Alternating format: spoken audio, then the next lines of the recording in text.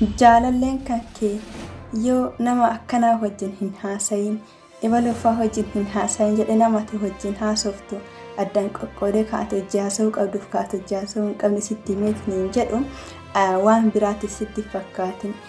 Maaliif jennaan badoomaaf gaaruma isaanii kan ati hin beekne kan inni bichaan beeku jiraachuu danda'a jechuudha. Kana jechuun himmootuyyuu si miidhuuf osoo hin taane wanti ati hin beekne wayiitu jira. Gaafsan hubachuu ni dandeetta jechuudha.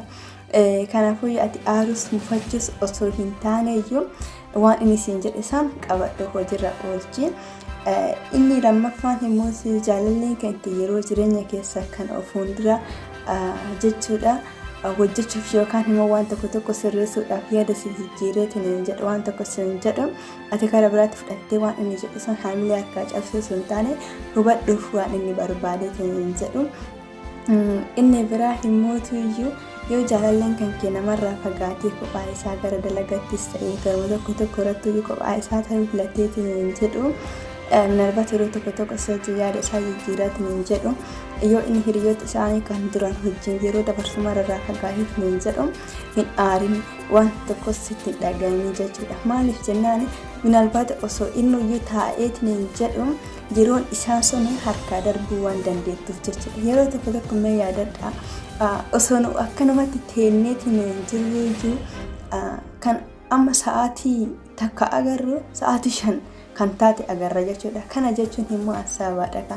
Minalbaata wanta akkasiisan akka harkaa hin taaneef yeroo duraan inni dabarseetiin jedhe suni isa duubatti deebi'ee yoo yaadateetiin jedhu haa yeroo osoo akkana raawwadhe kan jedhu faa yaadatee har'amootiyyuu jijjiirame akka duraanii sanitti yeroo isaa waan hin taane irra dabarsu osoo hin taane har'amootiyyuu jireenya ofiitiif nama tattaafatu tayaa jiraachuu waan danda'uuf jechuudha.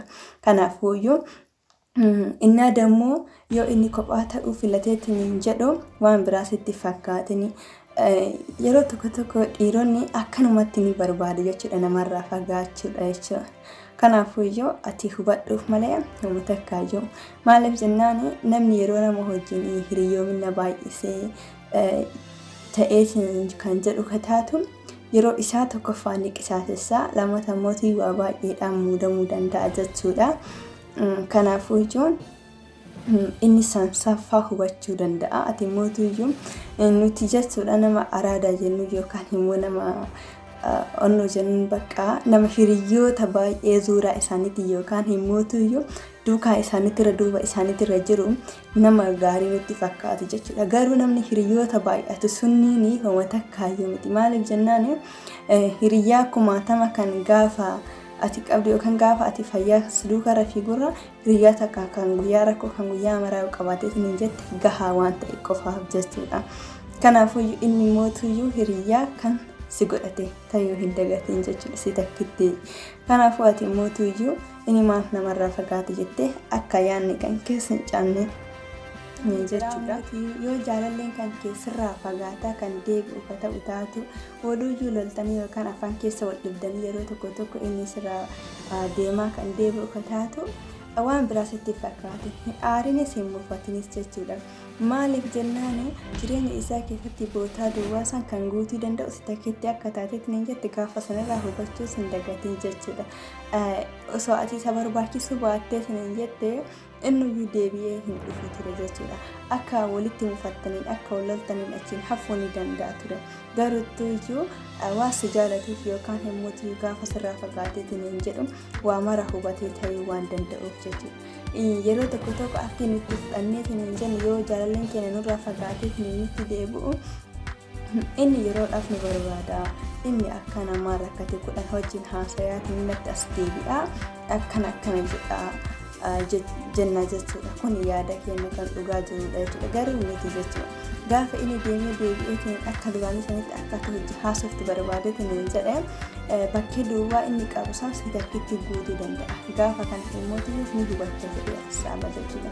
Gaafa inni deemee deebi'ee akka duraanii sosoo wajjin ta'uu barbaade ati ishi jedhi malee hin jedhin jechuudha. Maaliif akka ati bootaa san guutuu beekuudha qabaatte jechuudha. Si takkittidha jireenya isaa keessatti kan bootaa qabateetiin hin jiru. Garas deemus gaafis deemu homa takkaayyuu raawwachuu waan hin danda'in qofaadhaaf jechuudha. yoo jaalalleen kan kee aaree si bira dhufee ta'uu jedhe waan inni aareef san gaafachuu osoo hin taane waan itti badeetiin aaree maaltu si aarsee jettee gaafachuu osoo hin taane daddaftee itti jirjirtes maal taate akkas jettee atis achirraan aareetti caamaruu osoo hin taane waan inni aareef san dagattee cadhistee isarraan mootuyyuu yaada isaa galchuu yaaduudha qabaatte jechuudha. Akka inni yaada isaa jijjiiree wanta adda addaa haasaa jijjiirtee waan tokko jechuu ni dandeetta jechuudha. Maaliif inni illee yaada isaa sirratti dagata, aarii isaallee sirratti dagata, achii booda qalbii isaa keessa atuyyuu seenuu dandeetta waan ta'eetiin jedheef jechuudha. Daran achii booda himootiyyuu erga ati isa dagachiisteetiin qalbii keessa seensistee booda inni waan aareefis sitti himuu danda'a jechuudha. Inni waan aareef maal akka ta'es maal isaa akka mudates sitti himuu danda'a. Achii booda jechuudha. Inni biraa himootuyyuu yoo jaalalleen kan keessatti hinaafeetiin jedhe waan biraa sitti fakkaatin jechuudha. Anaafatis ni beeyna.